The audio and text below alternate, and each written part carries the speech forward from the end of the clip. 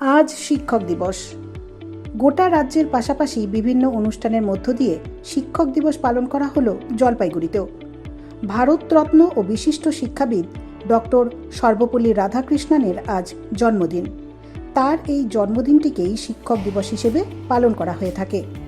জলপাইগুড়ির সানুপাড়া এলাকায় রাধাকৃষ্ণনের মূর্তিতে মাল্যদান করে বৃহস্পতিবার শিক্ষক দিবস উদযাপন করলেন জলপাইগুড়ির বিশিষ্টজনেরা। 2018 সালে সানুপাড়ায় স্থাপিত হয়েছিল ভারতের প্রথম উপরাষ্ট্রপতি ও দ্বিতীয় রাষ্ট্রপতির এই আবক্ষ মূর্তি। শিক্ষক দিবস উপলক্ষে এদিন সর্বপল্লী রাধাকৃষ্ণনের মূর্তিতে মাল্যদান করেন সাহিত্যিক উমেশ শর্মা, কবি পার্থ বন্দ্যোপাধ্যায় সহ বিশিষ্টজনেরা। শিক্ষক দিবসের তাৎপর্য নিয়ে বক্তব্য রাখেন তারা। বক্তব্য রাখেন উপস্থিত শিক্ষক শিক্ষিকারাও।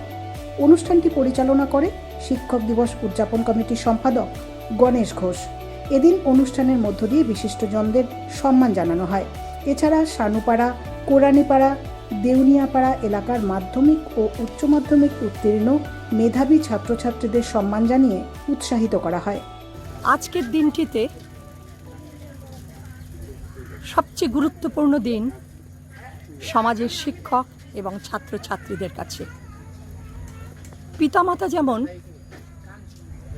ছাত্রদের, সন্তানদের অত্যন্ত পূজনীয়, শিক্ষকও কিন্তু তেমনি। শিক্ষকের প্রয়োজনীয়তা এই সমাজে অনস্বীকার্য। সেই দায়িত্ব পালন করার গুরুভার যখন আমাদের উপর, শিক্ষকদের উপর, তখন সেই গুরুভার পালন করবার জন্য শিক্ষকদেরও অত্যন্ত সমবেদনা সম্পন্ন, মানবিক, বিচক্ষণ হওয়ার প্রয়োজন।